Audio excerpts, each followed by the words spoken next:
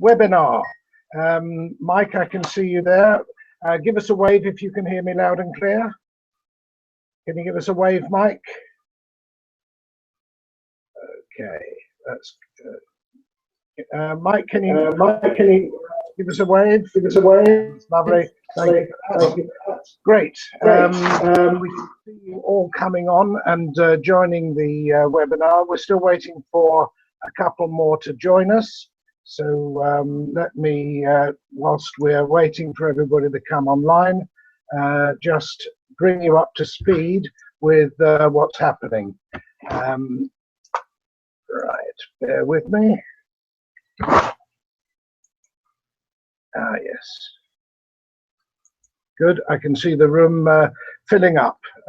So thank you for all being there and bearing with us whilst we get ourselves together.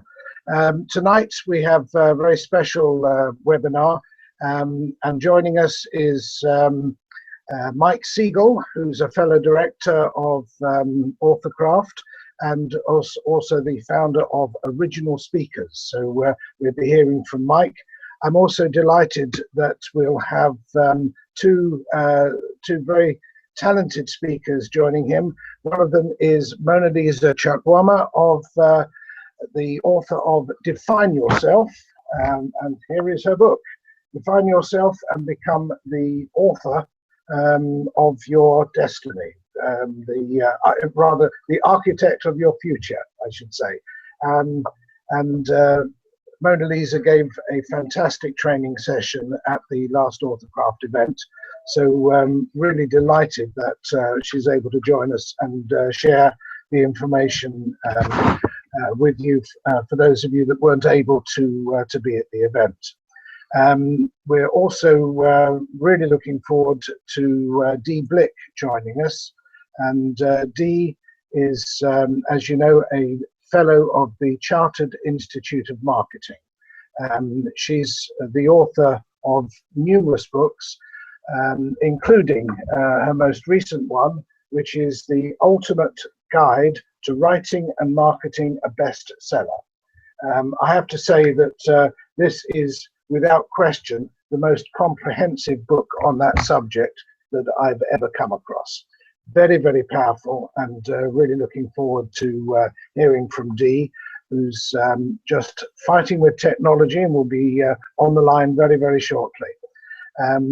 So two very, very talented speakers. Now, to make the most of this webinar, we'd love it to be as interactive as possible. There is a chat facility, so if you want to look for the chat facility, that will enable you to ask questions. Oh, I see we've got Wendy joined us as well. Thank you so much for being there, Wendy, much appreciated. And it's good to see you all coming in, yes, and you're testing the chat facility. So please, during the webinar, ask questions. We'll be able to pick those questions up as we go, and we'll be able to then incorporate answers to that with our speakers. So make sure that you don't go away without all of your questions being answered. So hi Justina, thank you for joining us as well. Coming in all over the place at the moment, and yep, I can see you all coming online. The next AuthorCraft event is on the 23rd of June, and it is already proving to be a very, very popular one.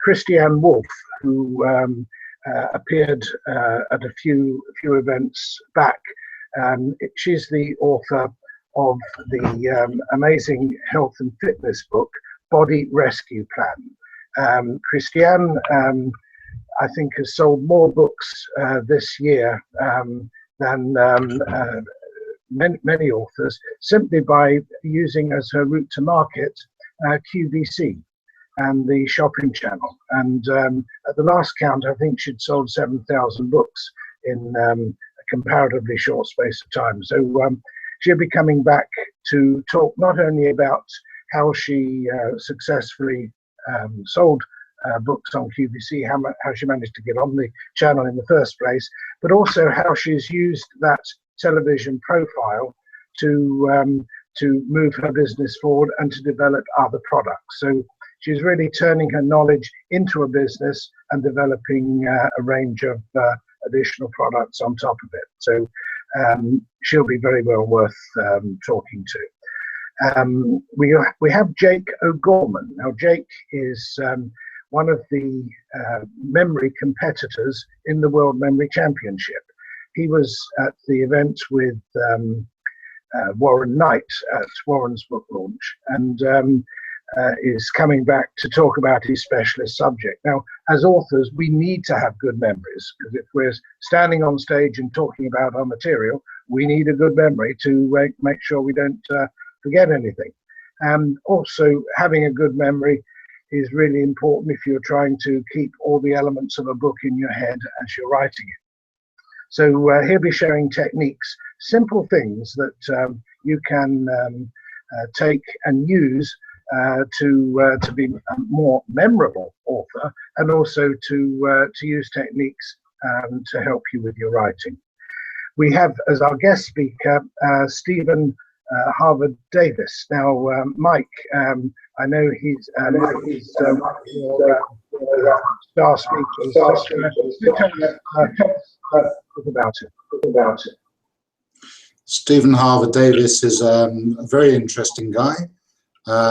His speciality used to be talking about how chief executives stayed in their jobs for a very short period of time. And he's a businessman, but he's also written a very good novel, which is attracting a lot of attention. I don't want to say too much about it because I actually haven't read it. So you put me on the spot a bit there, Chris. Never mind. Good to see that Dee's joined us, and I'm sure she's got a lot more interesting stuff to say than me. That's brilliant.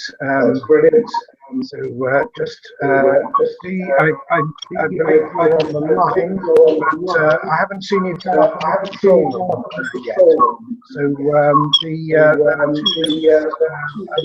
first link should connect you to control them so that we can call. So look forward to time. I've also a bit of additional to share with you. That is on the 28th of July, which is our next authorcraft event after the June one. We've got Bernie De Silva as our special guest. Bernie is a very powerful speaker. He speaks around the world. Mike, I know you've seen Bernie's work as well. Bernard's a really good speaker, and I'd like everybody to come along to our meetings, because it's only by coming to the meetings that you get to meet all the other authors and the experts that we have. He's also particularly entertaining, so please do come along to both the June and in July meetings. Great, thank you. Thank you. We're still trying to connect with Vicky. I'm sorry you're having a frustrating time with technology. What we will do is just send the link to you that hopefully you'll get up and be able to join us in just a second. So those links we across the again. That's good. We're even looking out to September, and our September event, which is on the 20th. We have two books already going to be going to the place. So we have Vic Hire, been a great support, and has been one of the leading lights of the craft group in and he'll be coming along to launch his book, Waltzing Matilda Around Australia. And we also have Julie Felton, who's launching her business book on that same day. So a great program of events running right across the summer. But of course, please don't forget that there is no event in August. We will be continuing at regular intervals, although not weekly, but they will be regular intervals. We will be continuing the webinars. So on those webinars, even if you're not able to come to a meeting, you'll be able to take part, listen to our experts, and get your questions answered. So we're also looking forward to Mona Lisa joining us, and I'm afraid Mona Lisa is having some challenges with the technology. So I do hope that, let me just resend the links to her. So hopefully that will be sorted. Mike, could I ask you to go offline and give Dee a ring to see if she's if we can help her to join us?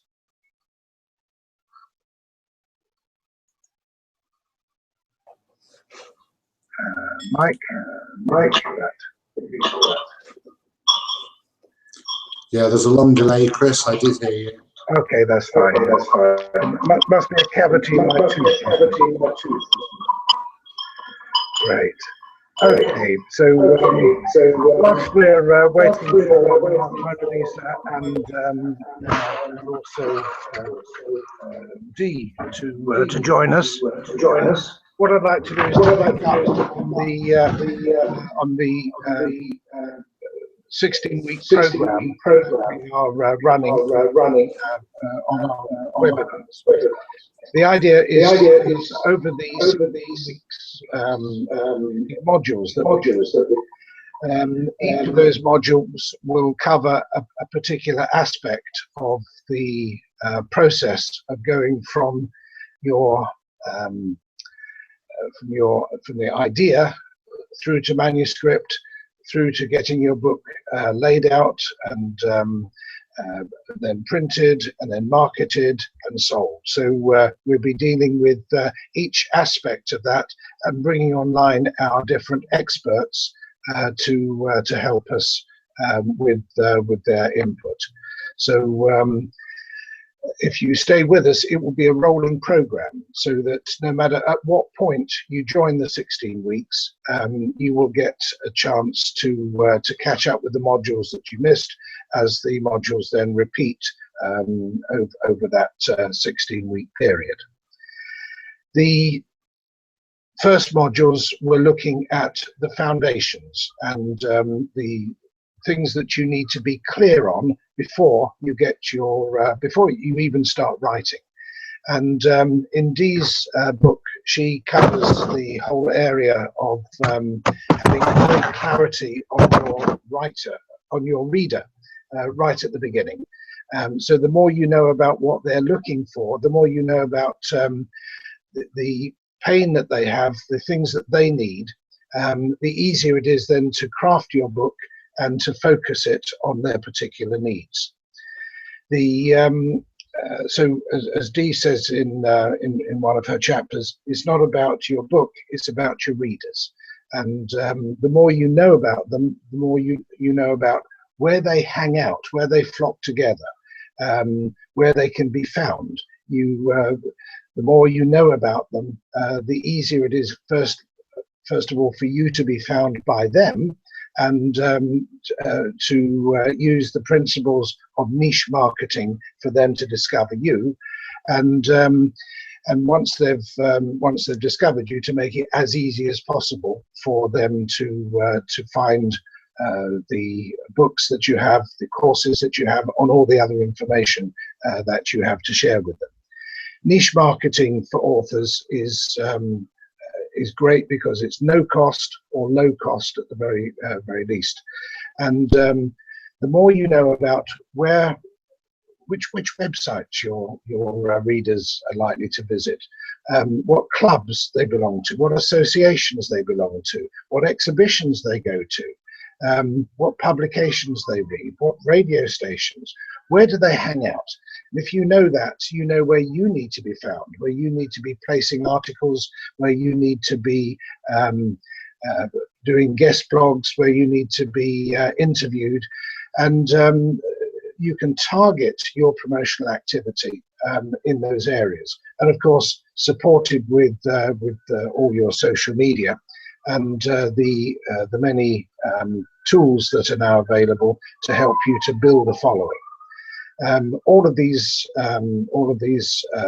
processes Dee writes about in great detail in her book, and I know she will be as frustrated as the rest of us are that she's not able to join us. So what I'm going to do for a second is hand you over to Mike, who's going to have a look of horror on his face while I do this, and I'm just going to get through to Dee offline and see if we can get her connected. So Mike, over to you for a second. If you want to talk about the other benefits of membership. Yeah, I want to talk about a little bit first about Dee's book, because I've actually been using it as my Bible. It's a fantastically structured way for a first-time writer like myself to actually read, and I'm actually following it chapter by chapter, and it's a brilliant workbook for anyone who's never written a book before. As a lot of people know, I've spent about 7 years not writing my book. So I rewrite a book called How Not to Write and Market, a best-selling book, as a foil to Dee's book. But I think that the reason authorcraft came about in the first place was that we all share a common pain, if you like. People say look for the pain and then resolve it. The pain is sitting at home by yourself, really wondering what to do next. You've had an idea, you want to put it down on paper, you want to write a book and hopefully get it published and see it do well, but you don't really know where to start. So it's that sense of isolation that we set out initially to address by having meetings. They were small meetings. They're only about, on average, 12 to 15 people, but it was a start. It was putting that idea together as a nucleus, and people kind of buddy up with each other, and then you're not alone. So we're actually really looking now at starting much more of a buddy system within authorcraft, so that you can buddy up with someone and share the common experience, the pains, the highs, the lows, and hopefully some more highs. And now we're getting anywhere between 45 to 70 people at the authorcraft meetings. It's great because just the breadth of experience amongst the authors alone, because of course not everyone is a first-time author. A lot of people have written several books, they've had different experiences, they've tried self-publishing, partnership publishing, some of them have been published through traditional publishing houses. At the end of the day, it doesn't really matter. What matters is that you can come to a place and learn. We've also put together a panel of, now we have something like 12 experts in and around the whole of the book publishing arena. So we work with Susan Mears, the literary agent. We work with Wendy York, who's on this call, who's a book coach. Plus, we have people who know all about social media, marketing, copywriters, editors, and of course a critique club. So you can actually put your book out there before it goes out on public sale, so that people can read it, make suggestions, and then you can actually, make some changes and get it the way that you want it. So authorcraft is growing. The latest news is very exciting for Chris and I. We now have interest overseas in 4 different countries. They are Dubai, the United States, Australia, and New Zealand. So you can look out later this, probably late summer, early autumn, for announcements that authorcraft is officially going international, which is a very exciting thing for Chris and I. Authorcraft started just as a way of bringing people together, and it's now becoming so much more. All the benefits are explained really well on the website. So if you've never seen the website, very simple to remember. It's just authorcraft.co.uk. And all the benefits of membership are listed there, together with the events. And also there's some really great information. Chris is a mine of information about publishing. We've found a way now that you can retain 100% of your royalties. We're not making that up. There's actually a way now of doing that, which is outlined on the website. And we also have a way of costing your project. So there's an online tool on the website, which means you can go online and cost out how much you think it's going to cost to finish your book, get it published, get it to market. And all those tools are incredibly good value because we don't charge for them. So if you're ready, Chris, it's back to you.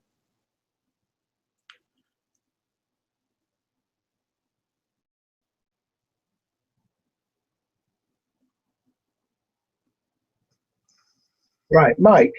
Thank you so much for covering. I've got Dee on the line at the moment, and she's seconds away from being able to join us. So, I'm sorry you've been delayed, and thank you for covering. So Dee. Okay, not a problem. We've got you on speaker here, so we can use this low-tech but perfectly adequate means of joining onto the call. So if you can say hello to everybody, they can certainly hear you.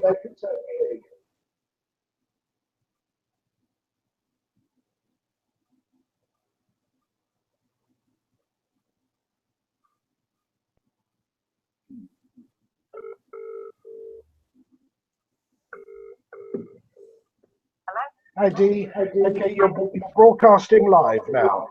Broadcasting live. That's brilliant, Chris. That's good news. Okay. So you're joining us on the very least. So we're very grateful for that. Hopefully, whilst we're talking, your video link will come live. But we've been talking about your ultimate guide to writing and marketing a best-selling book.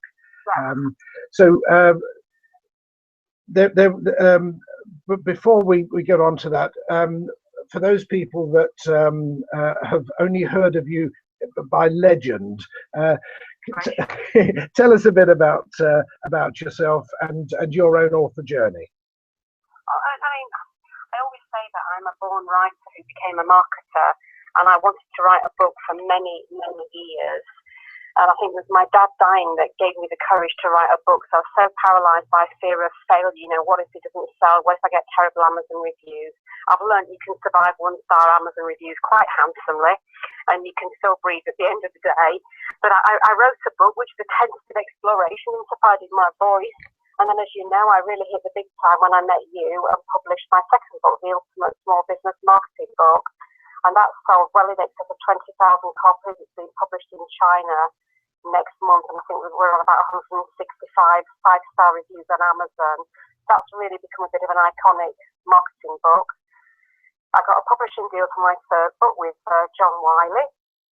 That won quite a few awards, and I wrote The Ultimate Guide, and that won The Guardian's top 10 reads for entrepreneurs, and it won the Book Bag's top 10 fiction books of last year. And I just wanted to share with other authors how to write a book that goes into the bestsellers, because I think so many authors, they've got the talent to write for sure, but knowing how to structure their book and equally knowing how to market it is an understandable dilemma. And so I resolved with this book that I would show authors, really just share my blueprint step by step in sufficient detail, that there's real meat on the bone rather than just I share a few tips and try and get away with as little as possible. That's my author journey, encapsulated in a couple of minutes, I guess. Okay. One of the things that you say in the book is that it's not about the book; it's about your readers. Yes, definitely. I emphasise that whenever I'm privileged enough to speak to a group of authors, that you're not writing for yourself; you're writing for the people that are going to part with their hard-earned cash to buy your book. So it pays to really get under their skin and understand what type of content you're going to create that will make them laugh or cry, that will inspire them, empower them, enrich their lives, show them how to learn something, show them how to manage their business better, or their health better, or their finances or well-being. So really start by building a detailed picture of your readers, Because once you know who you're writing for, you then start to think, well, what's the kind of compelling content that's going to draw them in and really make their day that bit sweeter, or make their life that bit easier, or that bit more gorgeous. Would you say that a problem that many authors have is they try and cram too much in their book and lose focus? Do you know something?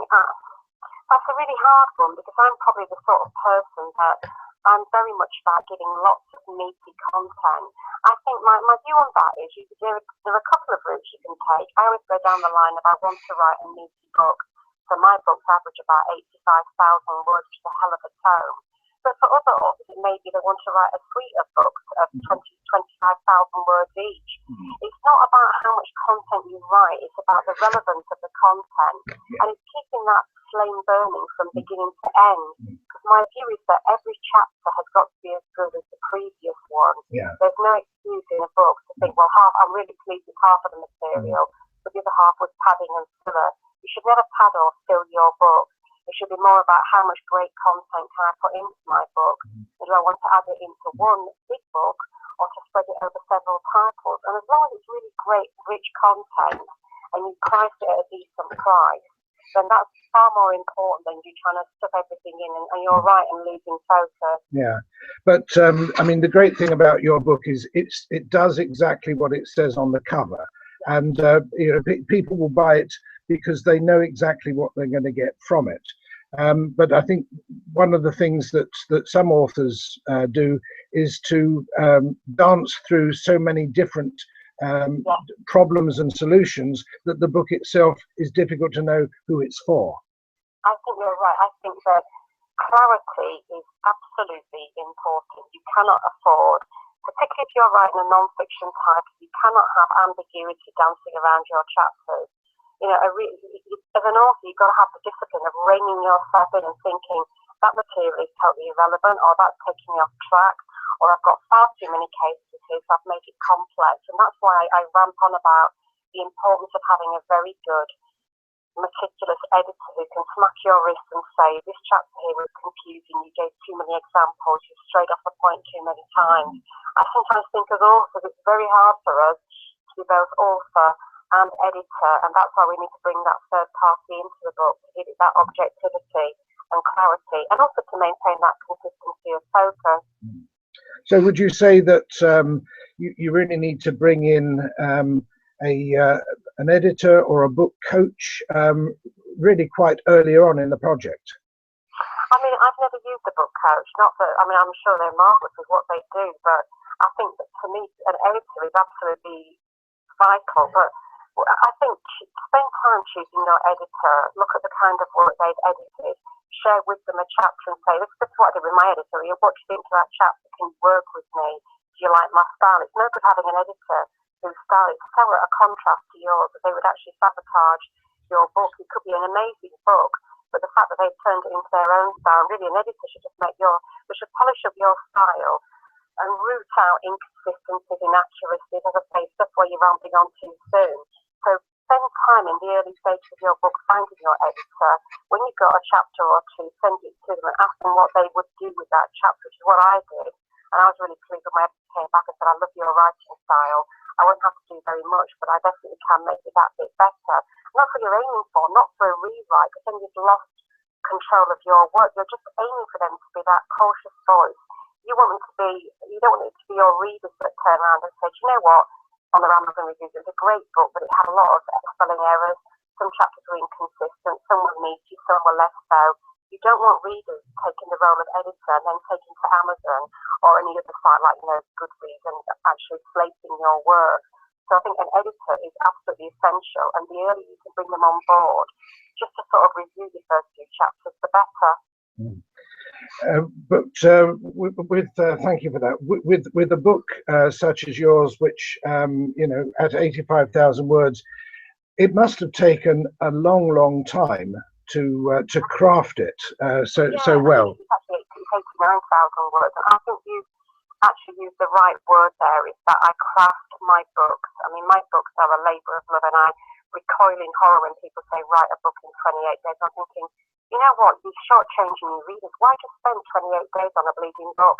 Put your heart and soul into it. And that's for me, with my books, they take me on average a year to write.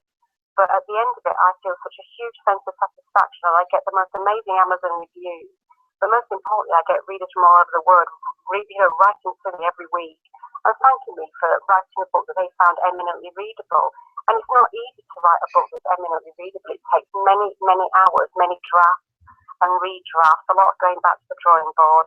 But you're right, the word is crafting, because you don't just want to give great content to readers. You want it to sink to their soul. You want it to be a joy to read, so it's flowing, it's got rhythm, it's got pace, it's got a beautiful style that's come about because she was so pedantic about creating something of value. I think a book is a legacy, and mine are always, physical books as well as Kindle books. Once that book's in the hands of a reader, I think you've got a great phrase, which is don't publish and be panned. And it's so right. I want to have a book in somebody's hands that they're lovingly flicking the pages over and showing it to another reader and saying, you really must get this book. So my view on that is do the very, very best you can. Don't just chuck it out in a matter of a few weeks. Don't tear it out, don't stick it out to your readers after the first draft. It will take several drafts with an edit. And then you've got something you can be truly proud of. Thank you. And you are a very disciplined writer, and I know that you set aside specific time, and you are incredibly driven when it comes to creating your. But that's not a quality that everybody is blessed with. No, it's not. But I wasn't born with that. I think we have to learn behaviours and habits that serve us well in the task we are undertaking. I'm a bit of a flippity, I can race around doing 20 things at once, but I recognise with a book that I've got a full-time business, I've got a disability, which is RSI. And so I had to recognise that if I wanted to create something of real substance and value, I had to make sacrifices. And that for me meant things that I didn't go on holiday for a couple of years. I would book time into my diary. I would set myself a discipline of a certain number of words I would write or I would edit. And again, that comes back to how serious are you about writing your book? Are you looking to create a real legacy that you're proud of, or do you just want to use your book as an extended business card? And for me, it goes back to my readers. If I really want to create something of massive value to my readers, that means I've got to take my foot off the pedal of work and earmark time to write the damn thing. Yeah, absolutely. I know in the book you give plenty of tips to help to motivate people, because no two people are the same. No, they're not. And again, I endeavoured with this book. I didn't just share my journey. I brought in, I think, about 15% of the content is by other contributors, and 85% is by me. And I brought other authors into the mix as well to share their publishing journey. So this is not the D says you must do this. What I've tried to do with this book is just shine a light to help other authors on the happy road to destiny, to say, look, I'm not particularly special or fantastic, I'm just like you, and having written 4 books, and hopefully done okay and managed to get a publishing deal, here are the things that I found were really beneficial to me.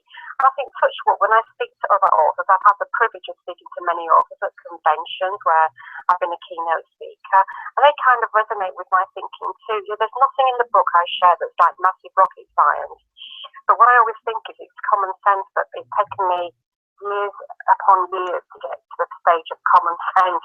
I had to make a lot of mistakes, especially with my first book, before I was able to then get wise and help other authors as well, which I hope they will find in the book. It's very much an easy read. I want to be their helping hand, holding their hand, shining a little torch for them and showing them how they too can achieve success with their book.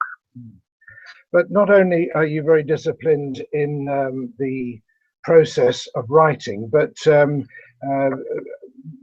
and you do allow plenty of time to get it right and to get it checked and to get it reviewed. Yeah.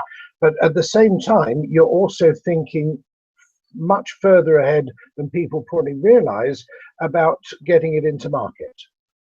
Yeah, I do, because again, we're all different, but I don't see the point in having a book if it's not going to be in the top 100 in its category on Amazon or in the top 10. It will float in and out of the top 10, but to keep it in its top 100 means you've got to put some blood, sweat and tears into the marketing of it. So I do things like when I'm writing a book, I'm talking to editors and journalists, I'm booking my book launch, I'm sorting out serialisation of excerpts of the book, I'm booking in public speaking engagements. I mean, I've actually got one next May I've been asked to speak at when I'll be promoting this book that I just published with you, as well as my other marketing books as well.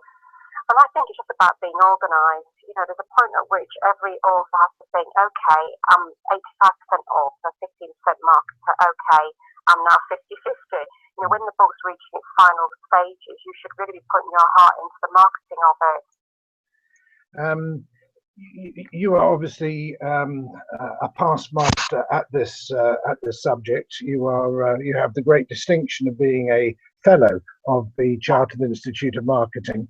But there are things that you were speaking earlier about common sense, but common sense isn't common, especially when it comes to marketing. No, you're right, it's not. But you don't have to be a great. I mean, the thing about the book is that I recognised when I was writing it, I'm a marketer, so it comes naturally to me, and that was why in the marketing chapters of the book, I share lots of templates like press releases, mini biographies, speaker biographies. I share blogging topics. So I'm not assuming that my reader will be at my level of being able to market themselves unless they've got 30-odd years. But you just need to earmark time and be dedicated to the administration of marketing. And with the rest of the tools that I've shared in the book, I am absolutely confident, and I know from readers that have written to me, they've had great success on the back of reading my book and just following my tips. So I don't want to make people think, oh my God, I've got to be a deep bleak to be able to market my book, because you absolutely don't. I know loads of readers that have had some great results with their marketing just by putting time to one side and following some of the tips and putting a bit of elbow grease into it and some self-belief. Yeah, but also you know, having a plan and giving and not leaving it too late. You know, it's, the wrong time to start thinking about marketing is once you've finished the book. I agree, and that's the whole beauty of identifying who your readers are at the planning stage of your book. Because if you've built a really detailed profile of your readers, you then say, well, okay, where do these guys hang out? Where do I find them? That's when you start to think, okay, what events do they go to? What magazines do they read? What newspapers do they read? What blogs do they subscribe to? What forums and groups do they belong to? So once you know who your readers are, the natural corollary is then, where do they hang out? So you can then look at how you then communicate your message into those different spheres. Thank you so much. I'm sorry that technology has made it made the camera be unhelpful for you, but if you wouldn't mind staying on the line, because what I want to do is after our next speaker to come back and to do questions and answers. So if that would be wonderful. Thank you so much. I'm delighted to see that we have Mona Lisa online, and I'm going to switch across to you now, Mona Lisa, and there you are. Welcome, and thank you so much for joining us. Can you hear us okay? Yes. That's great. Earlier on, I was sharing with everybody your excellent book, Define Yourself and to Become the Architect of Your Future. And we were very grateful for you sharing your book and your knowledge on this subject about personal branding at the last AuthorCraft event at the Institute of Directors. So not everybody, unfortunately, was able to be there. So I'm really grateful to you for joining us tonight to share with us the importance of personal branding and understanding really who you are and what it is that you're offering. So tell us a bit about the whole world of personal branding. I'm going to concentrate on personal branding for authors. I haven't been listening, so I'm not sure what you've discussed. But as everyone knows, you know, they say that we all have a book in us, and these days, because of self-publishing and Amazon, Many of us can now write that book, publish and market it, and many have. Whilst Amazon has opened many doors for authors, it has created a fiercely competitive and tough environment for all of us.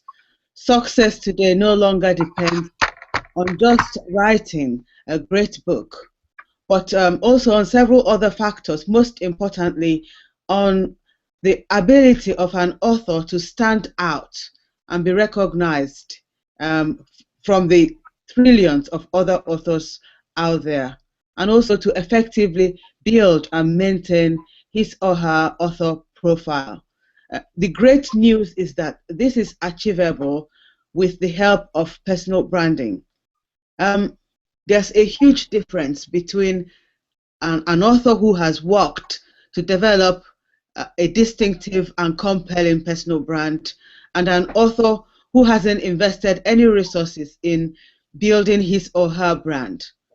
Authors with strong personal brands tend to think long term. You know, they look at each book they write and how it fits into their business and the future books or content that they would want to create.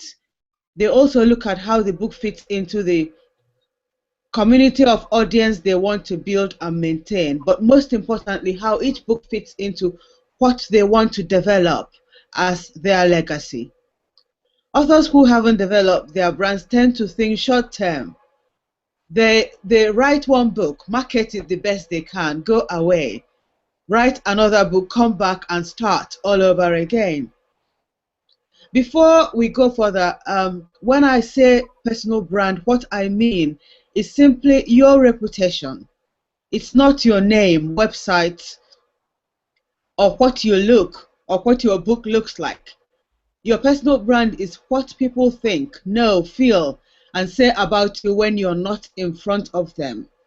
It's the sum of who you are, what you stand for, what you promise, your ability and commitment to keeping that promise, and how you uniquely add value to your world.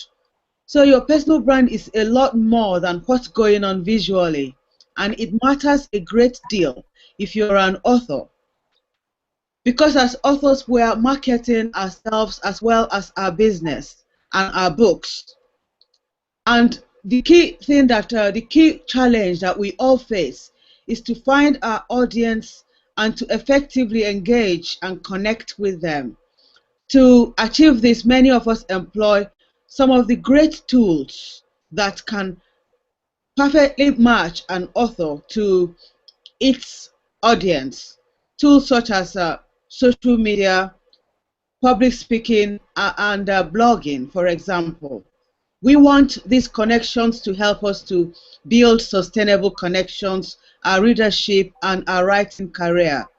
But to do this successfully and sustainably, our message, purpose, and our promise needs to be communicated clearly, consistently, and in a memorable way every time that we interact with our audience. This is where personal branding comes in. For an author, personal branding addresses the foundation of all your communication. It helps you to define your purpose, goals, message, who you're trying to reach, and what they expect from you. Personal branding helps you to clarify what you do, why you do what you do, who you serve, and how what you do helps who you serve to achieve their goals. So you really need to understand these fundamentals before you should embark on any social media campaign, building your website or blogs or public speaking.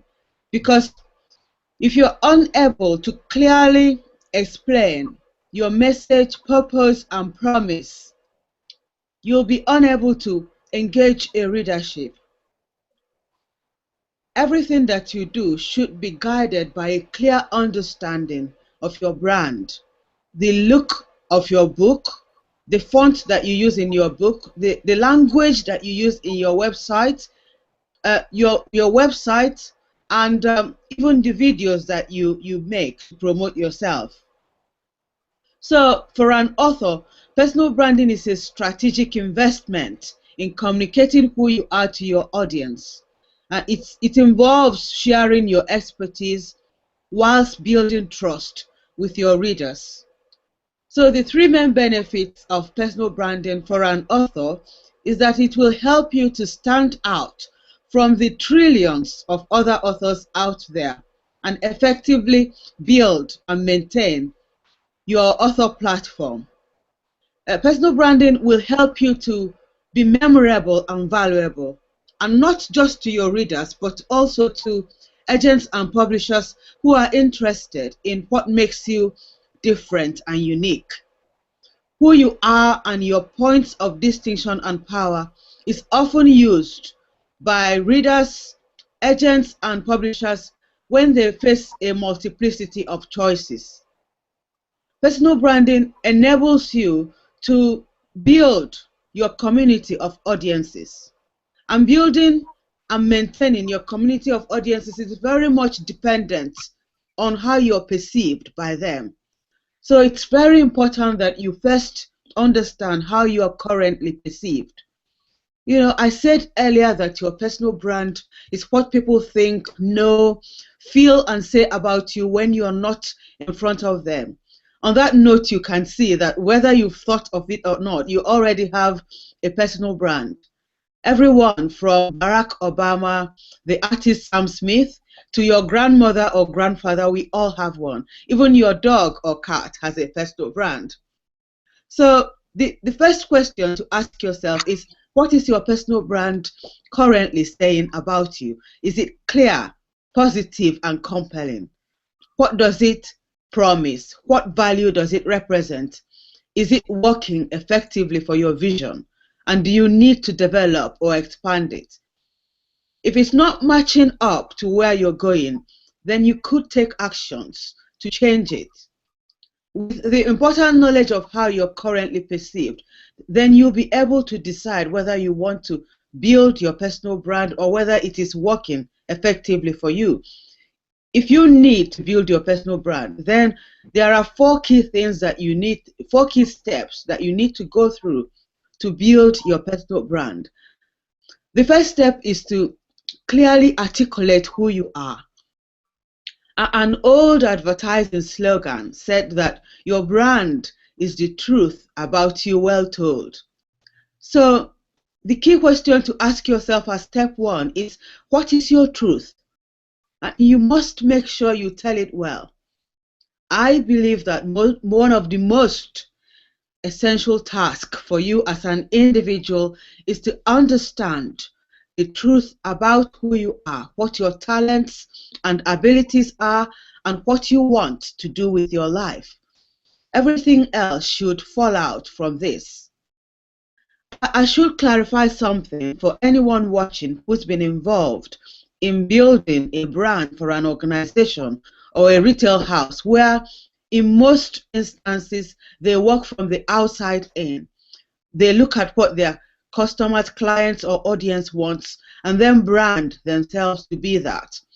With personal branding, you work from the inside out. Your focus is on what matters mostly to you. So your goal as step one is to clearly explain what is unique about you. A quote by the Reverend Howard Thurman, which perfectly sums up how you should approach step one, says, don't ask yourself what the world needs. Ask yourself what makes you come alive, and then go do that. Because what the world needs is people who have come alive. So as step one, you really want to get clear internally about what you do, why you do it, where you want to be, what you uniquely bring to the table, and how it is of benefit to everyone who shares a part of your life. You want to help others to understand and visualize what it is like to be around you, the value you add to others' lives, and what you will be remembered for. You will be remembered not for your achievements, but for how you've impacted others' lives. A life lived without impacting others doesn't really count. It's like having never really shown up in the world. The second step is to package your personal brand. The philosopher Epictetus said, know first who you are and then adorn yourself accordingly. So after the work at step 1, you now have a good understanding of who you are and your brand, which you need for this step. Because at step 2, you will be creating a look for your personal brand. Your brand packaging should ensure that your name and how it is perceived by your audience, your personal story, the key story or stories that define who you are today, your visual identity, your logo, and the associated design elements that generate recognition for you, and your personal and business packaging, how you package yourself, your business, and your books perfectly tells the story of your personal brand. After step 1 and step 2, you should take some time to review where you are. Ask yourself a couple of useful questions. Is your personal brand distinctive and compelling, and does it deliver concrete value for its audience? If it's not delivering concrete value, then you can take actions to improve it before you move on to step 3, which is personal publicity. This is where many authors usually start. Many authors just jump into blogging, videos, and public speaking, social media, before they've taken time to thoughtfully consider and answer some of the important questions in step 1 and 2 that will help them to define their audience and how to effectively engage and connect with them. As an author, you should define your personal brand and package it before you can confidently proceed to personal publicity, because promoting a mediocre personal brand can hurt your image irrevocably. The advertising executive David Ogilvy said that the quickest way to kill a mediocre product is to draw attention to it. So if your personal brand is not delivering concrete value to your audience, you should improve it before you start any publicity efforts. At step 3, taking that you're now ready to publicize your brand, you should develop a personal publicity plan that will help you to share your brand everywhere that you interact with your audience. You may start by charting out every way that you interact with your audience and the wider world, and make sure that the message and promise of your brand is communicated clearly in a harmonious, memorable, and consistent manner. If you can explain the message and promise of your brand in a way that enables your audience to grasp and visualize who you are and what you bring to the table, then you're halfway to building a powerful personal brand. The fourth and final step is living your personal brand, manifesting the promise of your brand to your world. This is the most challenging step because it requires you to remain focused on the message and promise of your brand 24/7. This is a big responsibility. At this step, you have to show that holy trinity of personal branding: clarity, consistency, and authenticity in all your actions. Your goal here is to make sure that everything you do is not only congruent and consistent with your personal brand, but also adds to its value. Because your brand is not what you say it is. Your brand is what others extrapolate from your daily actions. It is only when your audience and readers experiences your personal brand through your actions will they see the integrity of your message, that you are who you say you are. So ultimately, your behavior and actions are your personal brand. They either enhance or undermine it. I will recommend that you take a look at some authors with strong personal brands. authors such as Stephen King or Susie Ormond, whose names appear in bigger letters than the titles of their books, or authors such as David Nichols, Richard Ormond, and Joanna Penn, J.F. Penn, David Camus. These authors, the moment you see their book, before you see their name, you know it is their book. They are so well branded that the moment you see any product from them, any book by them, you know that it is their book. Take a look at their series of books and see what you think.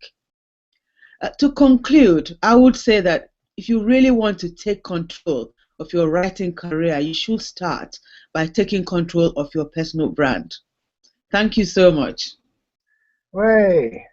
Thank you very much indeed, Mona Lisa. That was stunning and a real masterclass. So very, very grateful to you for that.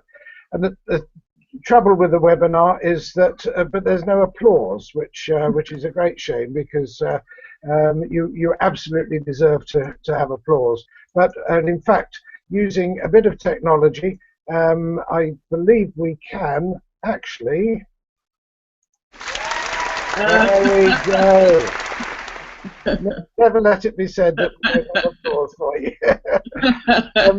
Thank you so much for that. And because we've almost filled our time slot now, what I'm going to ask, and Dee, I know you're on the phone as well, aren't you, Dee? Hello? Yes, Dee. Thank you for being with us. I'm sorry that we don't have the camera, but what I'd like to invite our attendees to do is please drop us an email with the questions that you have for Mona Lisa and also for you, Dee. And if we can collate those, we'll share them via the website, via our blog, and make sure all of those questions are answered. But Dee, I'd like to thank you very much for joining us today and sharing your thoughts about the writer's journey. Thank you so much. And also Mona Lisa, thank you very much for your excellent talk. Mike, I know you're still on the line, so a final word over to you.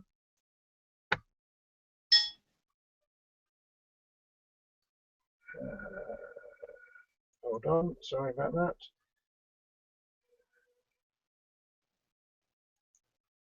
Just a second.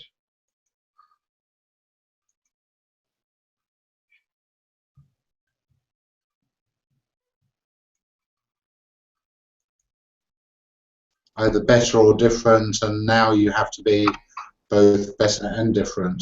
Have you found that applause now, Chris? No. I was so busy trying to unmute your microphone. Oh, so nobody heard what I said. Well, what I said, what should I say it again? Please, with feeling this time. So with feeling. So I was saying that I agree with everything that Mona Lisa had to say. That really good masterclass. And what I just said, which you may have caught the end of, is I've always said in the past you had to be either better or different, but today you have to be better and different. And you really have to give a lot of thought to your marketing. So it's all very well producing a book, but you then have to, as you say, Chris, turn it into a business. I'd like everyone who is listening still, and there's quite a lot of you out there, just to remember our authorcraft meetings each month. The June meeting is on the 23rd, the July meeting is on the 28th. We'd really love to have you along there to meet our experts and hear some brilliant speakers. And that's all from me. Thank you, Mona, thank you, Dee, and thank you, Chris. Thank you very much, Mike, and to everybody else on the call. Thank you so much for joining us today. I do apologise for the technical issues that we had, but we are solving them one at a time, and we will get there eventually. So thank you for your patience. Do get your questions, send them in by email, advice@authorcraft.co.uk, and that will make sure that we notify you by email of the next webinar, and keep you up to date with all the events as well. So that's the end of our event today. Thank you all very much for being there, and we look forward to seeing you on the 23rd at our next event. Thank you and good night.